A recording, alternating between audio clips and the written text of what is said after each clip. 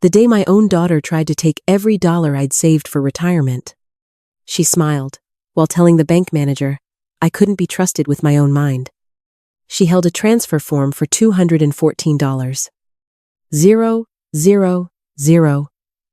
And insisted I was too confused to understand what was happening. I was terrified. Not because strangers doubted me, but because my own child was convincing them to.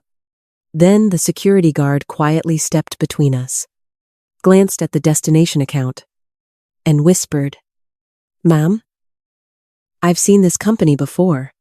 Please don't let them send your money."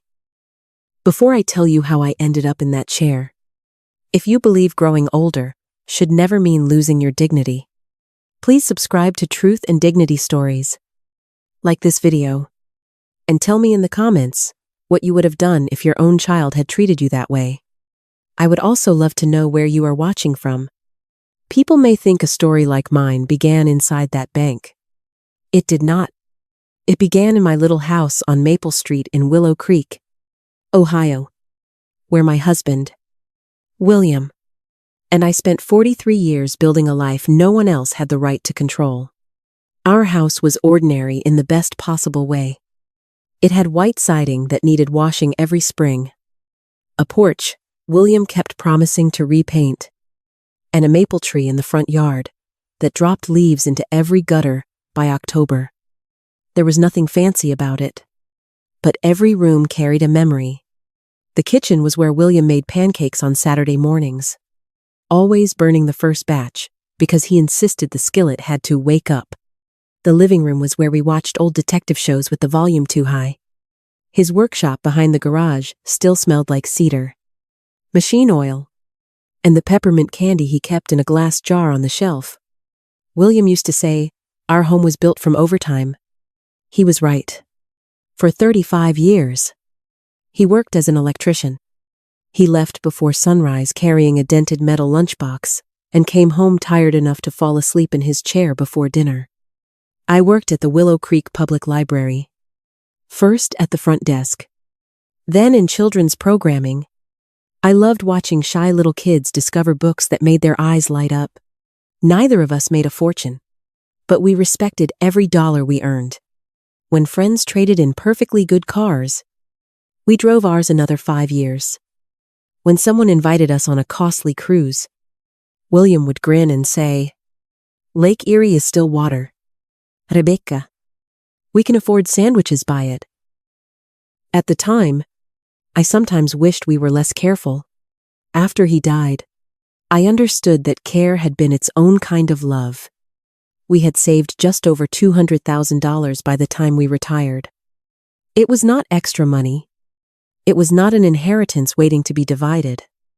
It was not a prize for whoever got closest to me after William was gone. It was our freedom. It was the medicine I might need one day. The roof repair I could not predict. The heating bill during an Ohio winter. The ability to stay in my own home without asking anyone's permission. A few months before William died, we were sitting on the porch after dinner. The sky had gone purple behind the trees, and he was quieter than usual. "If anything ever happens to me," he said, "promise me you'll keep your independence." I laughed because he sounded so serious. "You're not going anywhere. Promise me anyway." So I promised. Then he looked at me with an expression I did not understand at the time. "Strangers may steal a wallet," he said, "but family can steal something worse. They can make you doubt your own judgment." I wish I had held on to those words sooner. 18 months later, William suffered a stroke at our breakfast table. One moment, he was asking whether we needed milk. The next, his coffee cup slipped from his hand and shattered on the floor. I remember the ambulance lights reflecting against the kitchen cabinets. I remember holding his hand in the hospital, while machines made sounds I hated. 3 days later, the doctor told me there was nothing more they could do. After William was gone, the silence in that house changed shape. I still reached for him in bed. I still bought his favorite coffee without thinking. I set 2 plates on the table before realizing there was no one sitting across from me. That was when my daughter, Melissa, began coming around more often. At first, I was grateful. She brought casseroles. She picked up my prescriptions. She helped me sort through stacks of sympathy cards and bills. Sometimes she brought her children, Emily and Noah. And for a few hours the house felt warm again. Emily was 17 then, quiet and observant. She had William's habit of listening before she spoke. Noah was 9, loud, curious, and forever leaving baseball gloves under my dining room table. Melissa would hug me before she left and say, "You're not alone, Mom." And I believed her. That was the first mistake I made. Not because I should have distrusted my daughter from the beginning. No mother wants to live that way. But because I confused kindness with proof. At first, her questions seemed practical. Where do you keep the house deed? Do you know which drawer Dad used for insurance documents? Have you updated your beneficiaries? Do you still have all your account passwords written down? Each question came wrapped in concern. Each one sounded reasonable if you heard it by itself. But little by little, they began to sound less like help and more like inventory. One afternoon, Melissa was drying dishes while I washed them. "Mom," she said casually, "have you ever thought about what happens to this house if you need assisted living?" I stopped with a plate in my hands. "I'm healthy." "I know. I'm only saying we should be prepared." "We? Not you and me. We should be prepared." I remember feeling uneasy, then immediately feeling guilty for it. Melissa had been helping me. She was my daughter. Surely I was reading too much into a single question. That is how people like Melissa got close to the things they wanted. Not with threats, with small questions that made you feel foolish for noticing. A few months later, she told me her husband, Jason Grant, was having trouble with his contracting business. Jason had always been charming in a way that made me uncomfortable. He wore expensive watches even when he complained about money. He called everyone my friend, even when he had met them only once. Whenever he came to my house, he walked through it like he was inspecting a property.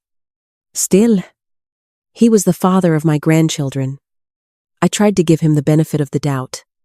Melissa said a supplier had delayed payment on a big project. Jason needed cash to cover payroll for a few weeks. She told me he had workers depending on him, bills coming due, and a chance to save the business if he could just get through the month. Then she looked at me with tears in her eyes. "Could you lend us $20,000? I sat quietly for a long time. $20,000 was not a small favor. It was nearly a year of security for me. But I pictured Emily worrying about college applications. I pictured Noah hearing his parents argue behind closed doors. So I wrote the check. Melissa hugged me so hard. I could barely breathe. "You saved us?" she whispered. At the time, I thought that meant gratitude. Later, I realized she may have meant something else. For the first 2 weeks, she called constantly. She said Jason was grateful. She said the business was stabilizing. She promised they would repay me as soon as a client released funds. Then the calls became shorter. After that, they stopped. When I finally asked about the repayment, Melissa sighed like I had embarrassed her. "Mom, you know, we're still trying to get back on our feet." "I understand," I said. "I only wanted to know the plan." "The plan is that we pay you when we can." Her voice had changed. It no longer sounded grateful. It sounded irritated. The next month, she came back with another request. This time, it was $15,000. Jason had supposedly lost another contract. Their car needed repairs. Emily would soon need money for college visits. Melissa said she was ashamed to ask, but she had nowhere else to turn. I looked at her for a long time before answering. "I can't do that." Her face went still. "You can't? I already helped as much as I could. You have money sitting there. Mom? That sentence chilled me. Not because it was loud. Melissa did not need to raise her voice. She said it as if she had been thinking about my savings for a very long time. That money is for my retirement. I told her. She folded her arms. So you would rather watch your grandchildren struggle? The guilt hit exactly where she wanted it to. But something inside me resisted. I love my grandchildren, I said. That is not the same as giving away my future. Her eyes narrowed. You care more about a bank account than you care about family. For 42 years, I had known my daughter.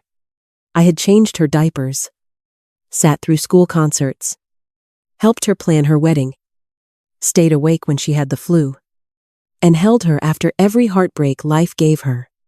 I had never heard her speak to me that way. She grabbed her purse. Fine, she said. I'll figure it out myself.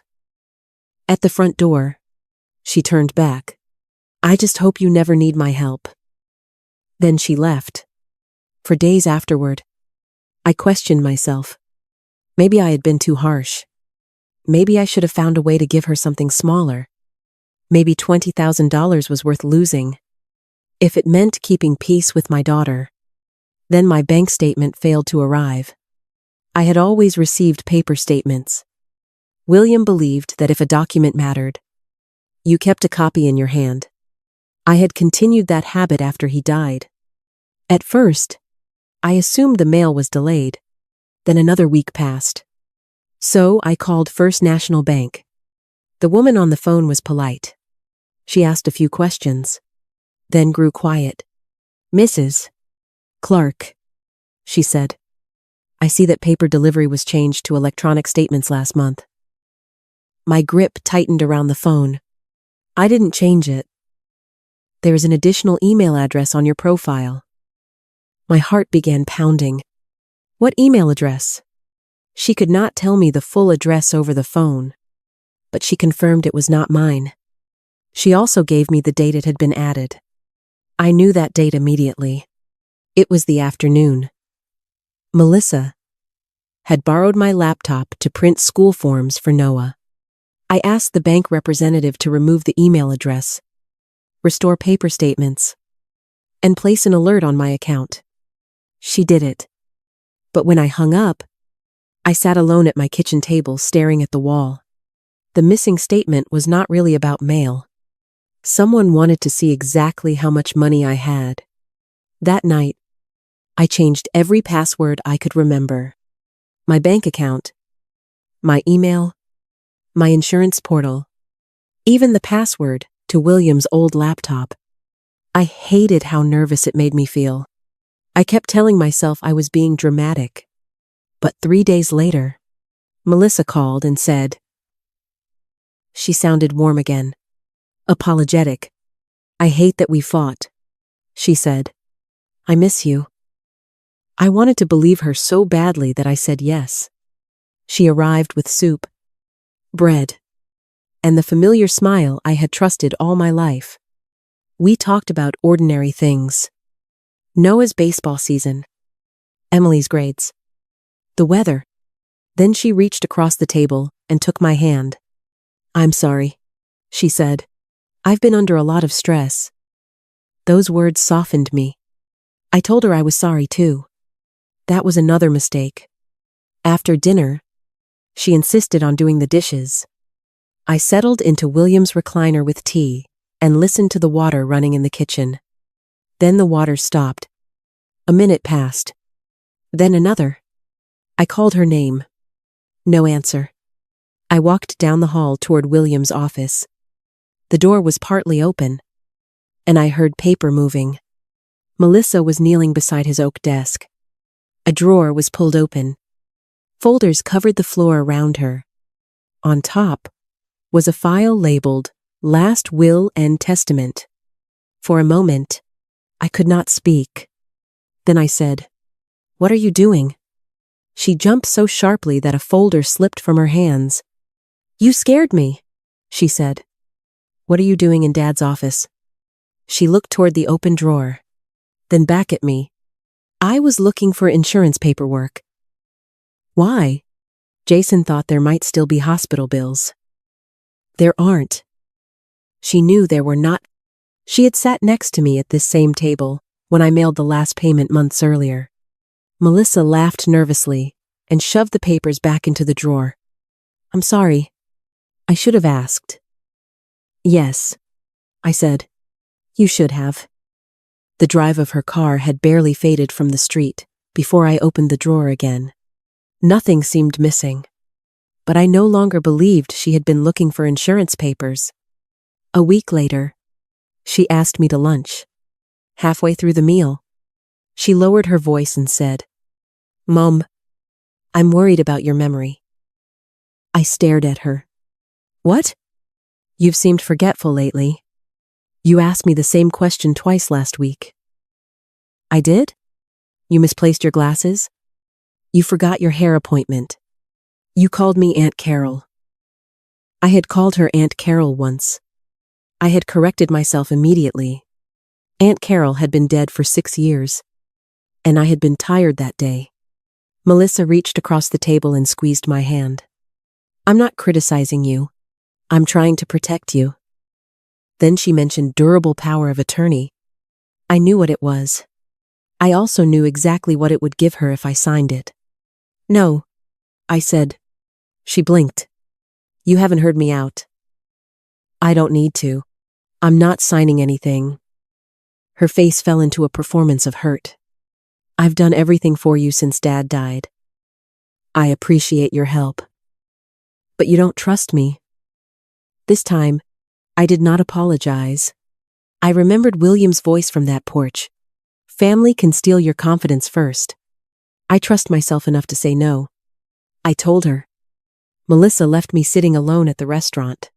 That evening, I went into William's workshop. His small black notebook was still on the workbench beside a tape measure and a jar of rusty screws. I opened it to the last page. In his uneven handwriting were words I had never noticed before. The easiest way to control someone's money is to convince them they can no longer control themselves. I read that sentence until my eyes filled with tears. The next morning, I called Susan Miller. Susan had been our attorney for almost 20 years. She had prepared our wills, handled our refinance, and guided me through William's estate.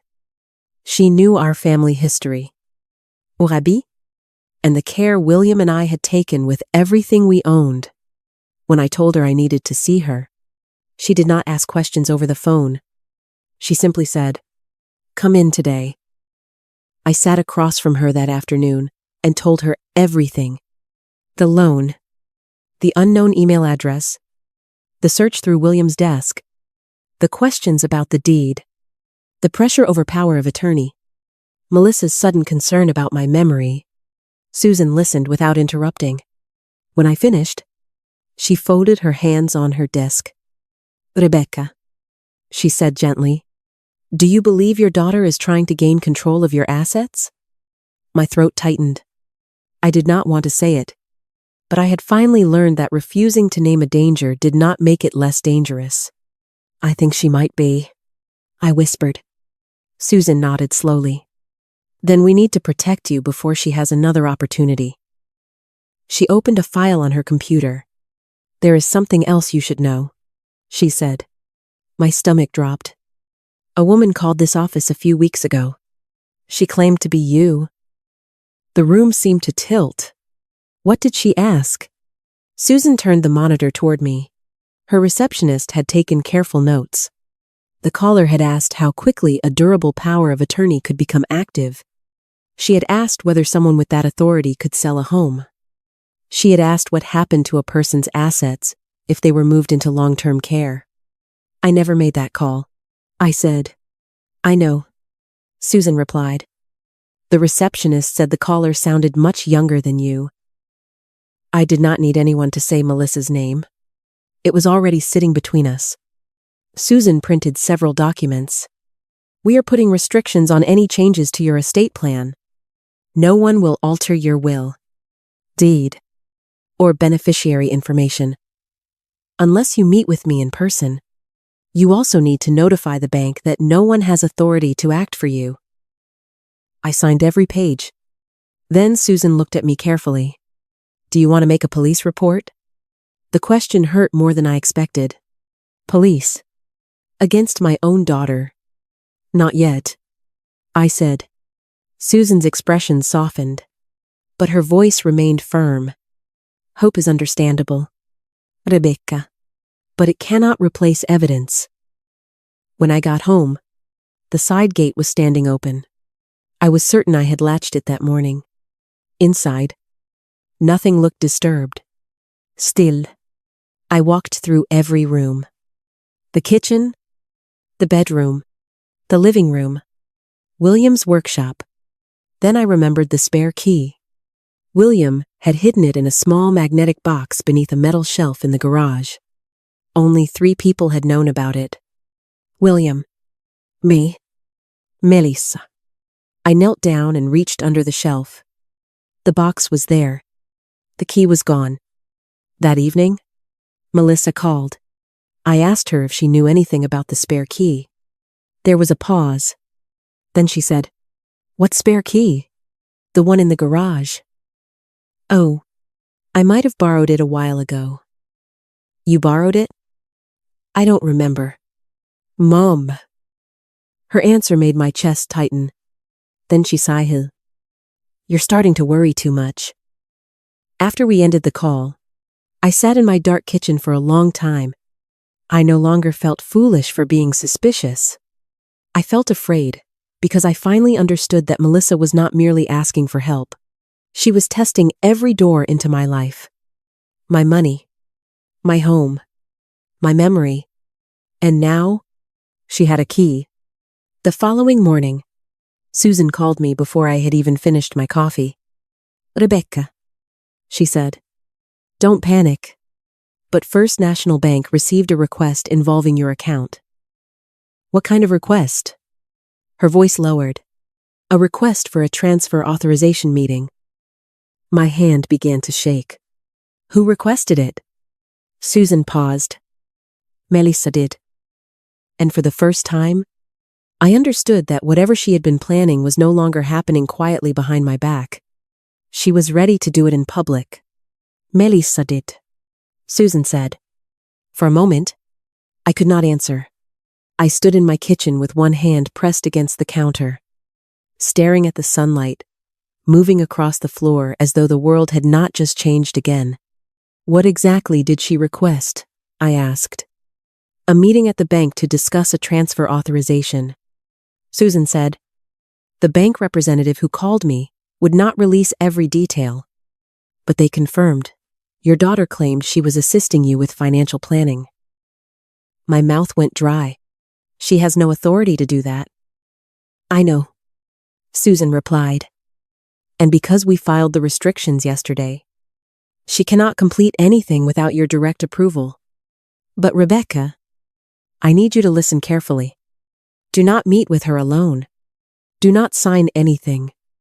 Do not let her rush you because she says there is an emergency." "I won't." "Good. I also want you to call the bank and set a verbal password on your accounts. Something Melissa cannot guess." I wrote every instruction down on a yellow notepad beside the telephone. When we hung up, I called First National Bank myself. The woman I spoke to was calm and professional. She helped me establish a new passphrase and added a note requiring in-person verification for any transfer above $5,000. Then she said something that made my stomach tighten all over again. "Mrs. Clark, I also see there was an attempt to add a financial contact to your profile." I closed my eyes. "Whose name?" "Jason Grant."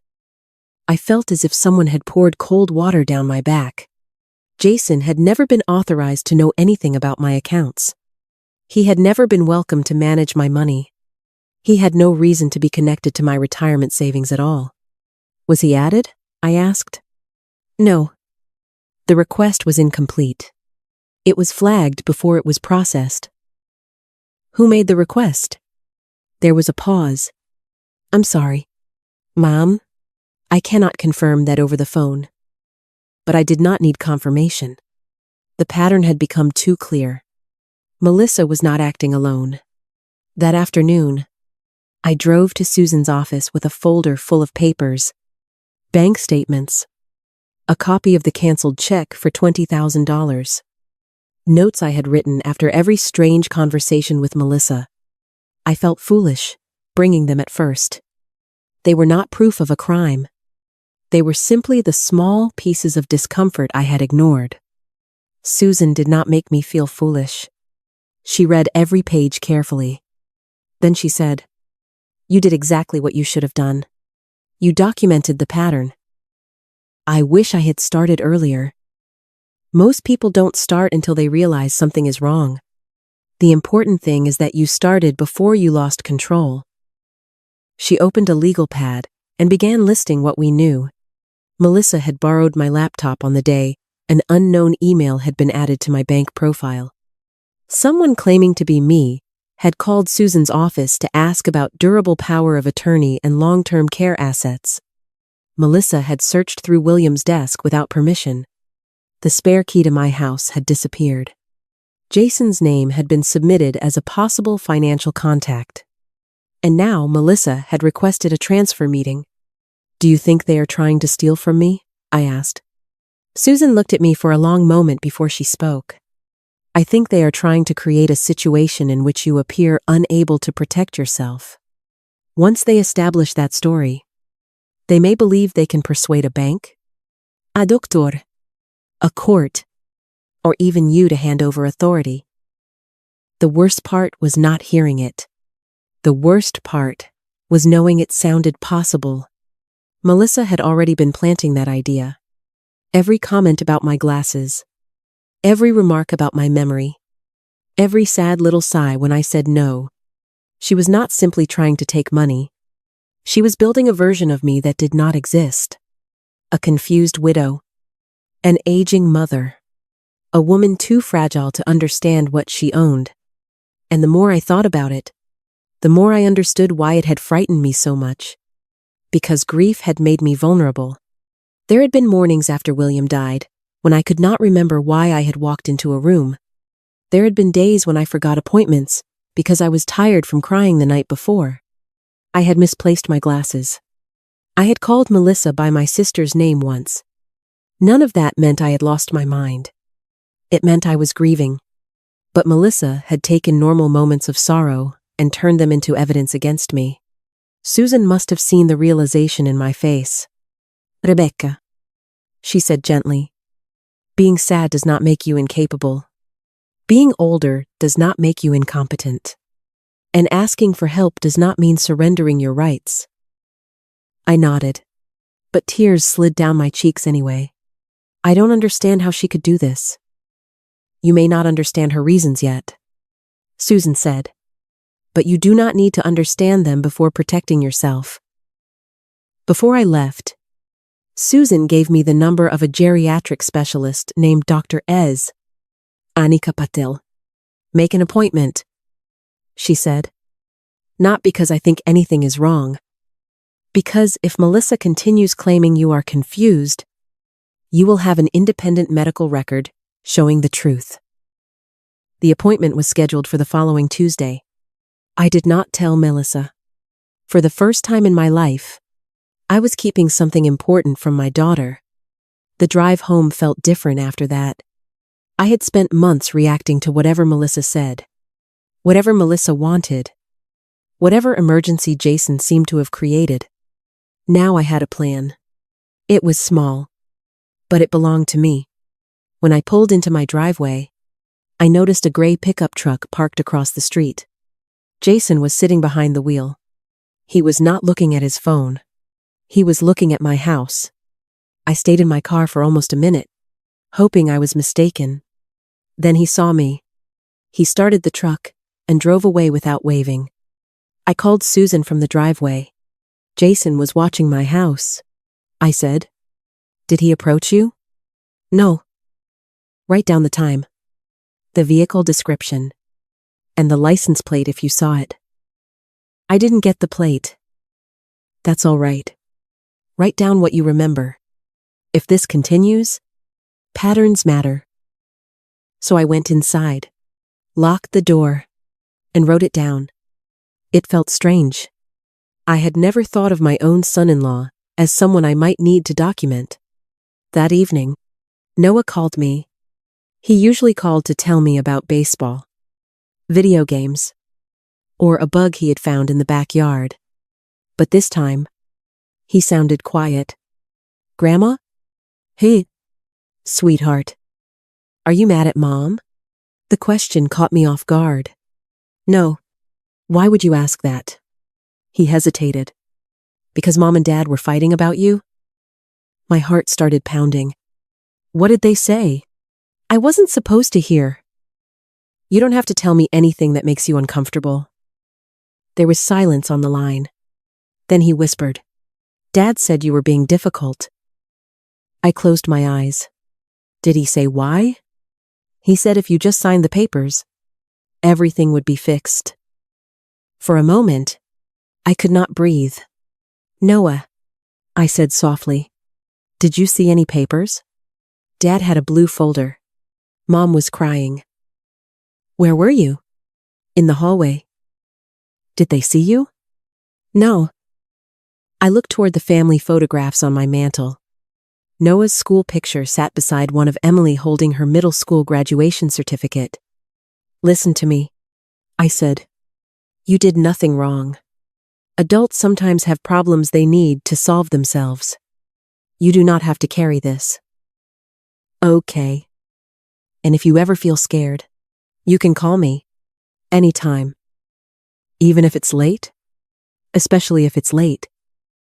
After we hung up, I sat alone on the couch, staring at the dark television screen. Melissa and Jason were talking about papers in front of their son. They were making him afraid.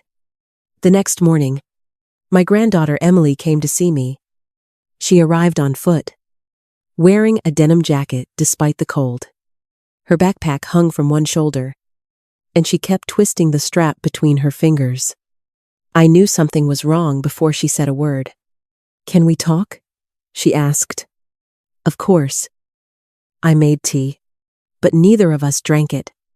Emily sat at the kitchen table and looked down at her hands. Mom doesn't know I'm here. That's all right. She's been acting strange.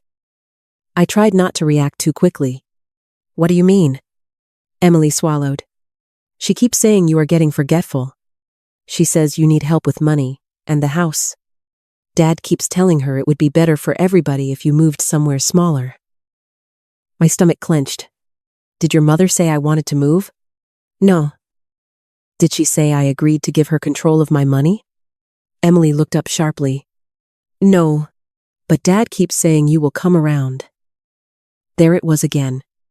Not if. When. As though my decision had already been made for me. Emily reached into her backpack and took out a folded sheet of paper. I found this in Dad's printer tray last night. My hands trembled as I unfolded it. It was a document titled, Durable Power of Attorney. My name appeared near the top. So did Melissa's?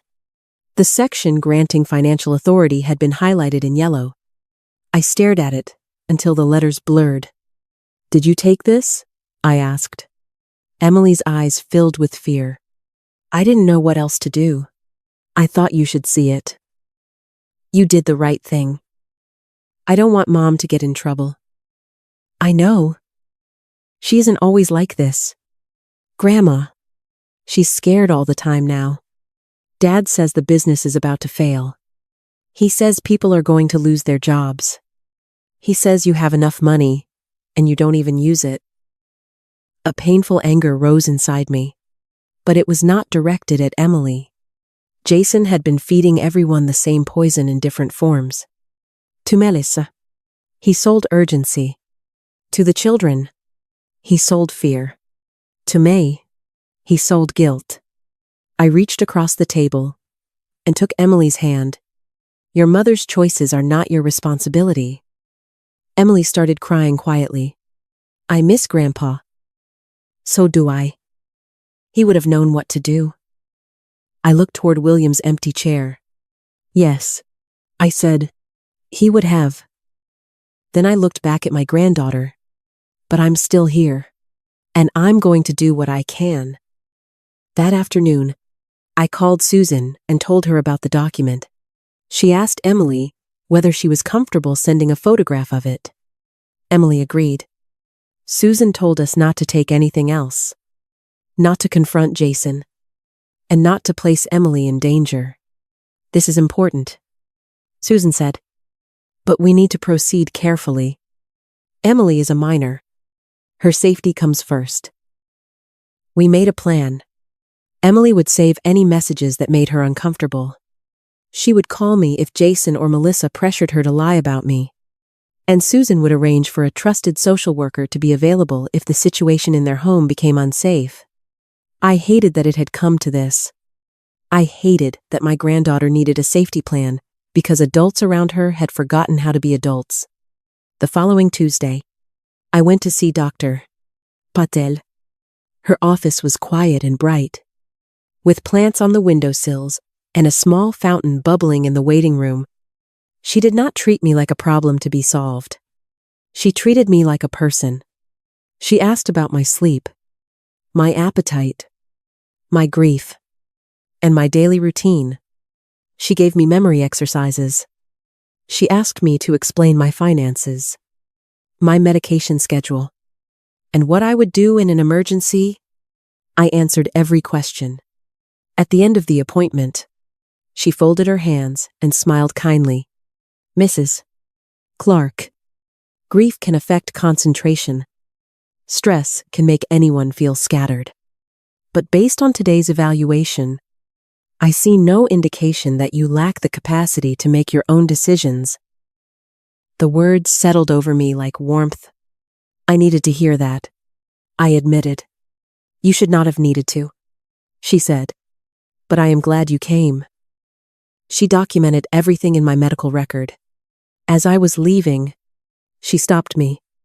If someone is pressuring you to sign documents or questioning your capacity for financial reasons, please tell your attorney and your bank.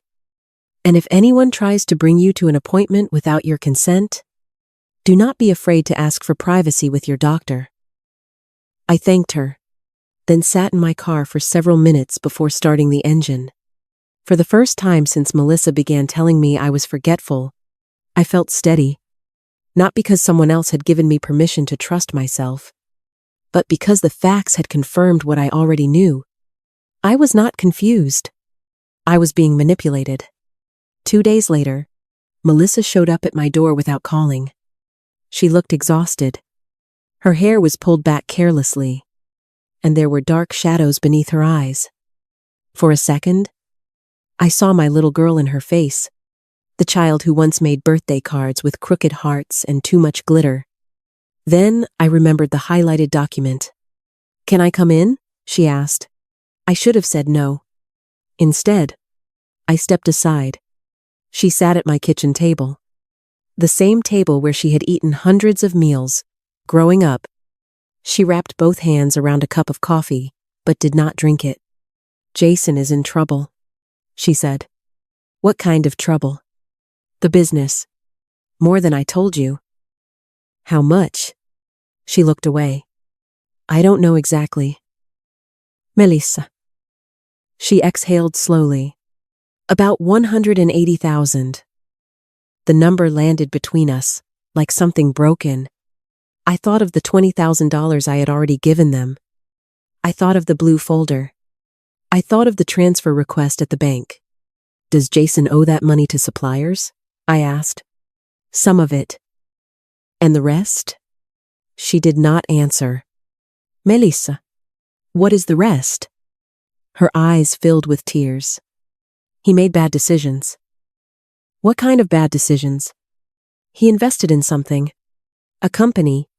It was supposed to be temporary." "Was it legitimate?" She looked down at the table. That was answer enough. I felt sadness before anger. Not because I excused her, but because I finally saw how much desperation had been allowed into their home. "You need to talk to a lawyer?" I said. We can't afford one. You need to talk to a bankruptcy attorney. Or a financial counselor. There are ways to get help. She looked at me with an expression that made my chest tighten. Mom, we don't have time for that. What does that mean? It means Jason says there is one way to stop this before it gets worse. I already knew what she was going to say. Still, hearing it hurt. He wants you to transfer the money, she whispered. No. Mom, please. No. He says it would only be temporary. No. We would pay you back. You have not paid back the first 20,000. Her face changed. For the first time, the careful daughter disappeared.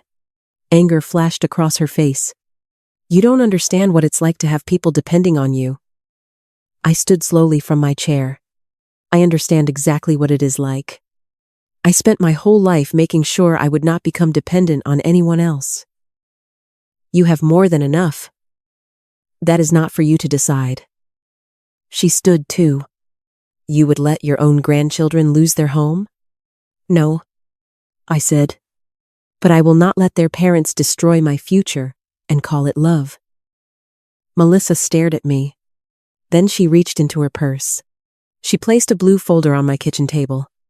My heart began to race. Inside was a transfer form. The amount was printed clearly. 214美元. Ling ling ling. The entire balance of the retirement account William and I had spent decades building. I made an appointment at the bank tomorrow morning. She said, all you have to do is come with me. I looked down at the paper. Then I looked back at my daughter. You already asked the bank for this transfer without me. Her expression froze. For 1 second, she said nothing. And in that 1 second, I had my answer. Melissa had not come to ask for help. She had come to make sure I was still easy enough to control. I closed the folder and pushed it back toward her. You need to leave? Her eyes filled with tears again. But this time I could not tell whether they came from fear, guilt, or anger. You're making a mistake, she said. No, I answered. I'm finally correcting one. She grabbed the folder, walked to the door, and stopped with her hand on the knob. Tomorrow morning, she said quietly. You'll understand why I had no choice. Then she left. I locked the door behind her. 10 minutes later, my phone rang. It was a number I did not recognize. When I answered, a man's voice said, Mrs. Clark, this is David Brooks from First National Bank Security. I believe you may be scheduled to come in tomorrow. Yes. There was a pause. Then he said something that made me grip the phone tighter. Please come. Mom. But do not tell your daughter I called. There is something you need to see before anyone asks you to sign that transfer. I barely slept that night. Every time I closed my eyes, I saw the transfer form lying on my kitchen table. $214,000. 43 years of work. William's cracked hands. My modest paycheck from the library. The old Ford Explorer. We drove until the heater barely worked. The vacations we skipped. The repairs we did ourselves. All of it reduced to a number Melissa and Jason believed they could move with one signature. At 7 the next morning, Susan called to make sure I had not changed my mind. I'm going, I told her. Good. I'll meet you there. You're coming? Yes. I contacted the bank's legal department last night. They agreed that someone should be present because of the concerns you documented. I felt relief, followed almost immediately by shame. I hate that it has come to this. Rebecca, Susan said, there is no shame in protecting yourself. I dressed carefully that morning, not because I wanted to impress anyone, but because I needed to feel like myself. I wore my navy cardigan, the one William always said brought out my eyes, and the small gold pendant he gave me on our 25th anniversary. Then I placed 3 things in my purse. The letter from Dr. Patel confirming that I was capable of managing my own affairs. The notes Susan had helped me organize. And William's black notebook? I did not know whether I would need it, but I wanted it with me. When I arrived at First National Bank, Melissa was already waiting near the entrance. Jason stood beside her wearing a gray suit that looked too expensive for a man who claimed his business was collapsing. He smiled when he saw me. "There she is," he said. "We were worried you might forget the appointment." Melissa laughed nervously. I looked directly at him. I remembered. His smile faded slightly. The bank lobby was bright and quiet. A few customers stood in line at the teller windows. A young mother was trying to keep a toddler from touching the brochure rack. A man in a work uniform counted cash near the counter. Everything looked ordinary. That was what made it so frightening. Melissa walked beside me toward the office hallway. "Mom, I know this feels overwhelming," she whispered. "But we are doing this for you." "No," I said. "You are doing this to me." She stopped walking. Jason's expression hardened. "Rebecca," he said, "nobody wants to upset you. But you have to be realistic. We are facing a serious financial situation." "You are," I said. "Not me." He stepped closer. "Your daughter and grandchildren could lose their home? And taking my retirement savings would save it? It would buy us time." "Time for what?" Jason did not answer.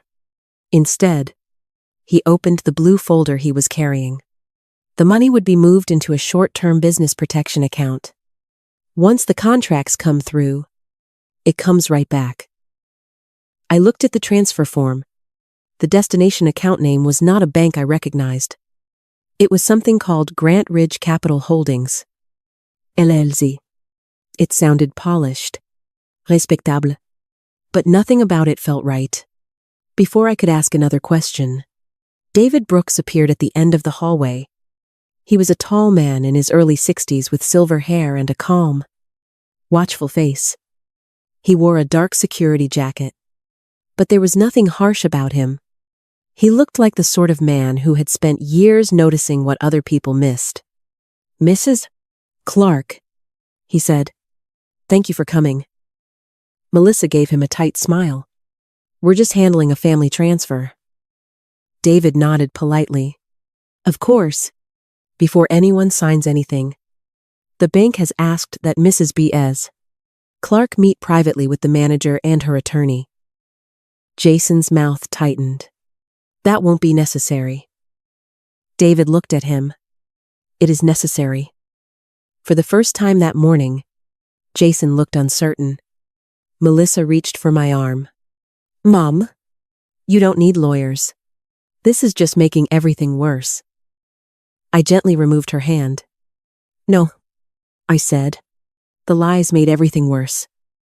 The bank manager, a woman named Karen Holloway, led Susan and me into a conference room. David stood outside the door. I could see Melissa through the glass wall, pacing beside Jason in the hallway.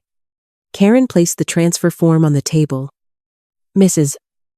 Clark," she said, "before we discuss this, I need to ask a few questions.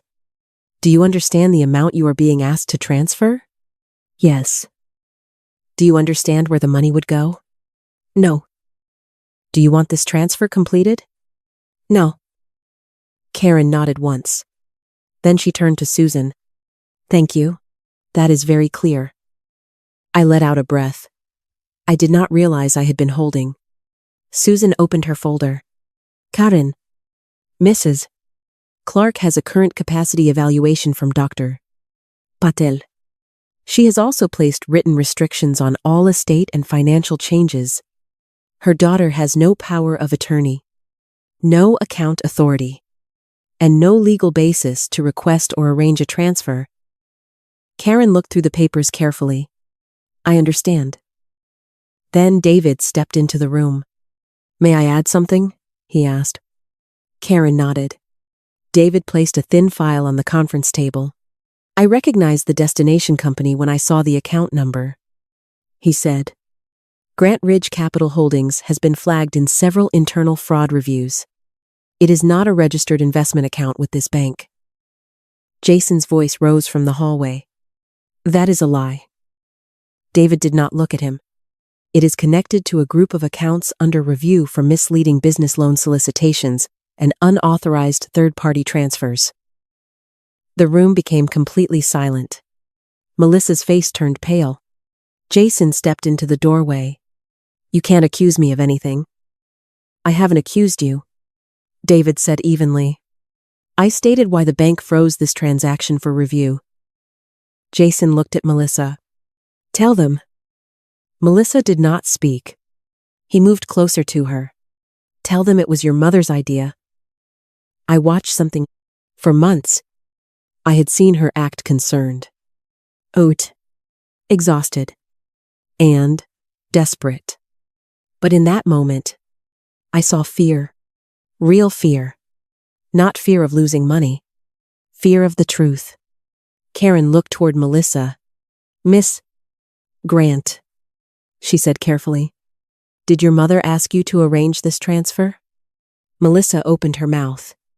Then closed it. Jason's voice sharpened. Melissa. Susan stood. Mr. Grant, I think you should stop speaking to your wife. His face twisted.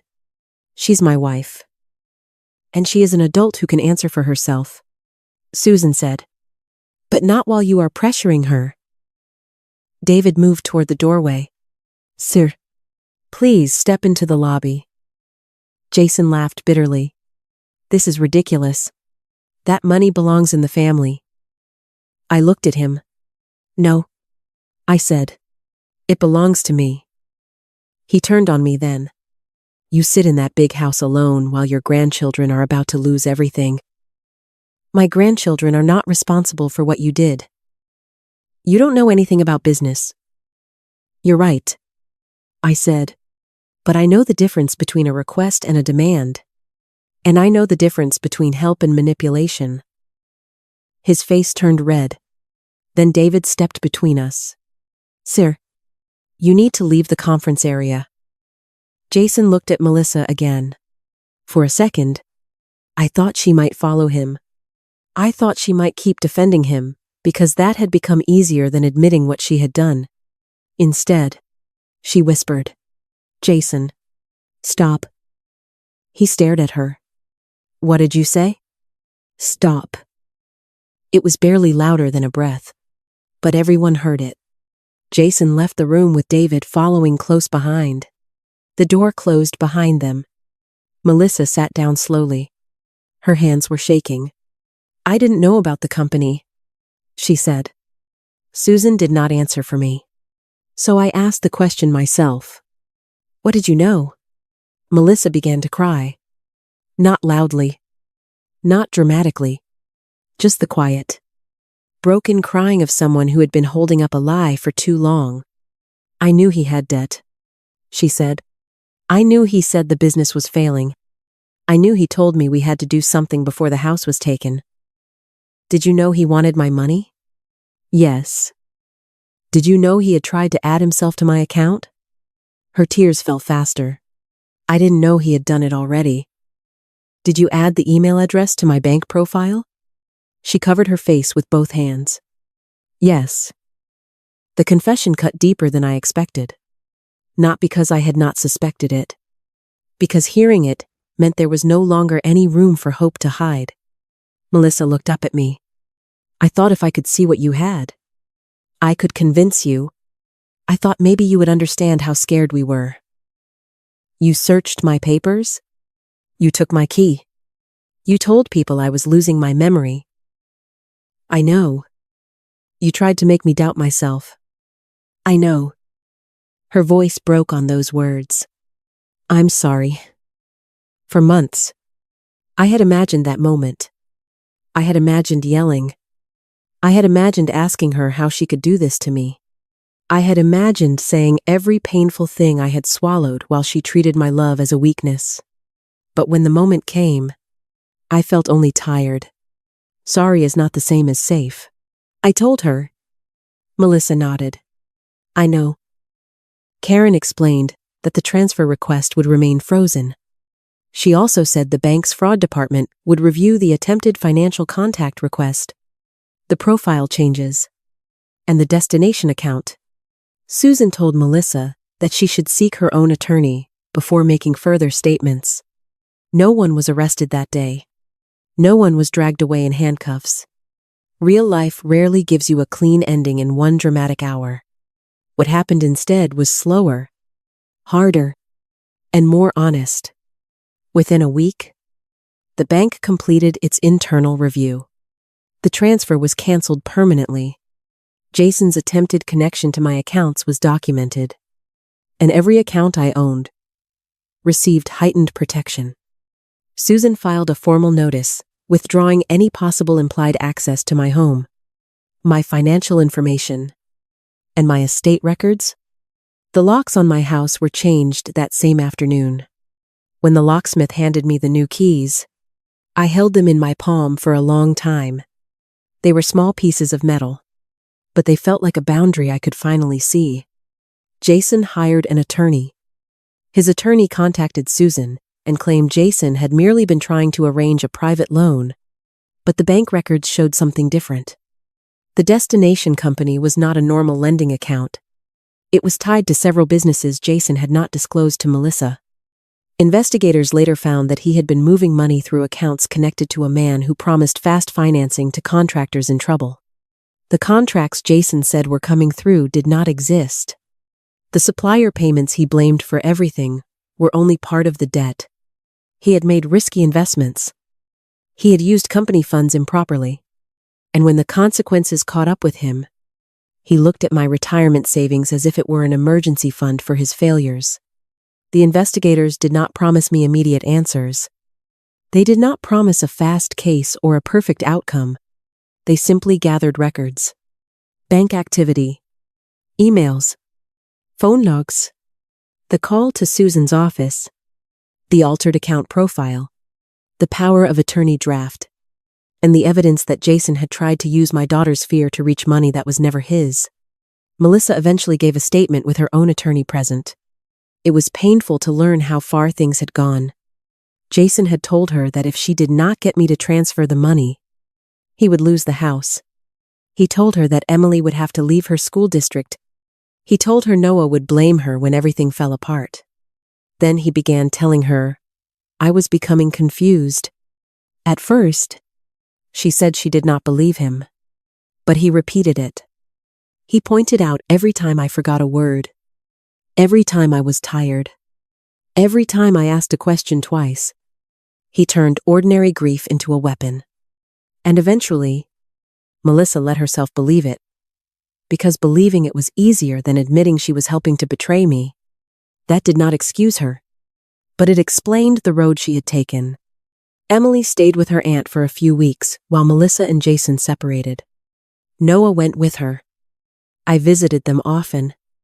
The first time Noah saw me after the bank meeting, he ran across the room and hugged me around the waist. Are you okay, Grandma? I held him close. Yes, sweetheart. I'm okay. Is Mom okay? That question was harder. Your mom is getting help, I said, and she loves you very much. He looked up at me. Is Dad coming home? I chose my words carefully. I don't know yet. Children deserve honesty, but they also deserve not to carry adult pain before they are old enough to understand it. Emily was quieter.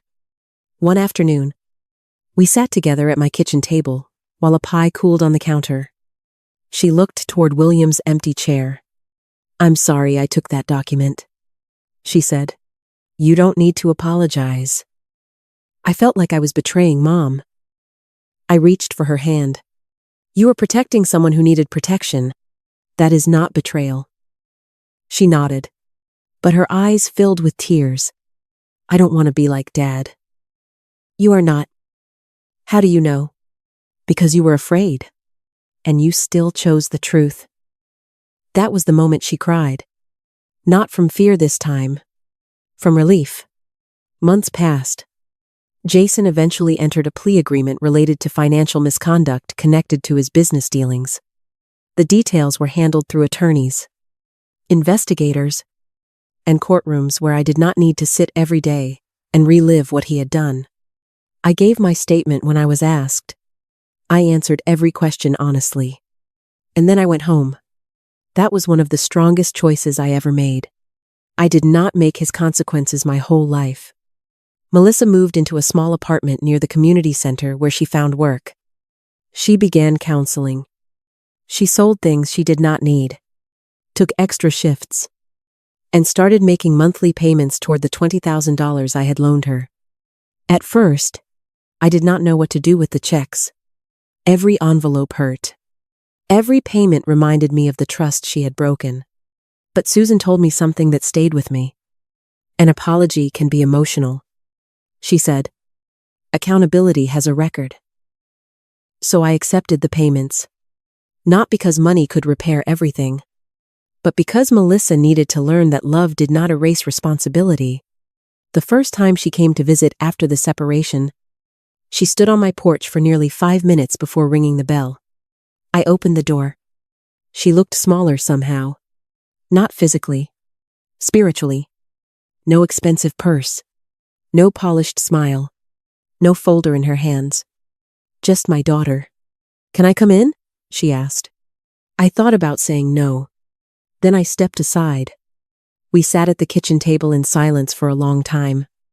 Finally, Melissa said, I don't expect you to forgive me. I don't know what forgiveness will look like yet. I answered. She nodded. I understand. But I will not be pressured again. You will not have access to my accounts. You will not have a key to my house. You will not discuss my memory with anyone, as though I cannot speak for myself. I won't. And if you need help, you will ask honestly.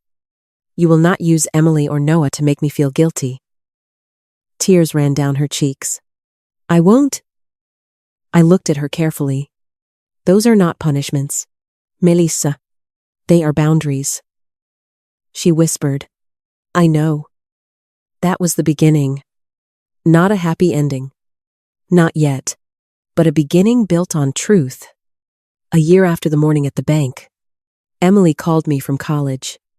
Grandma, she said, breathless with excitement. I got accepted into the nursing program.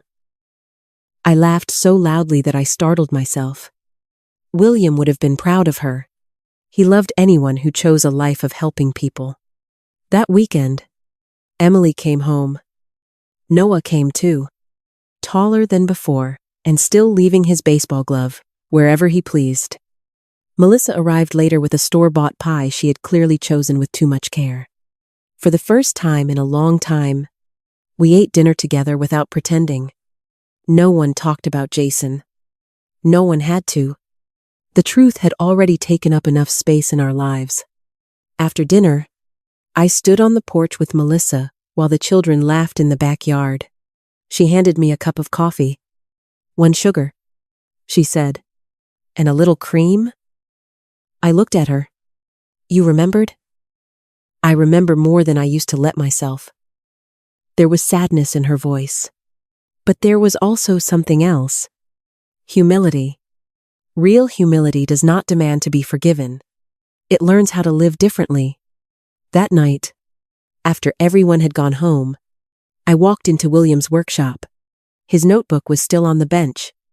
I opened it to the last page and read his words again.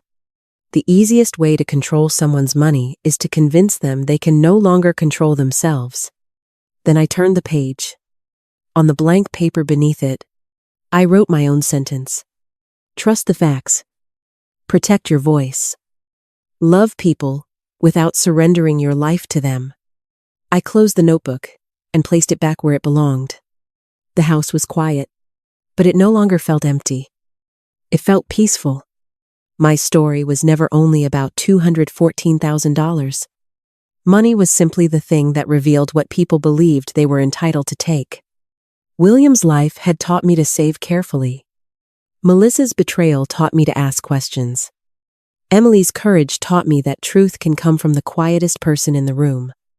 And David Brooks, the bank guard who paid attention when everyone else was rushing me, reminded me that one decent person can interrupt a terrible plan. Growing older does not mean your voice matters less. Needing help does not mean you have to give up control. And loving your family does not mean allowing them to decide what belongs to you. My name is Rebecca Clark. I almost lost the freedom William and I spent a lifetime building. But I did not lose it. Because when they tried to make me question myself, I chose the facts instead. If Rebecca's story moved you, please like this video, subscribe to Truth and Dignity Stories, and turn on notifications for more powerful stories about dignity, family betrayal, and finding the courage to stand up for yourself. And tell me in the comments, where would you draw the line when someone you love starts treating your independence like something they can take?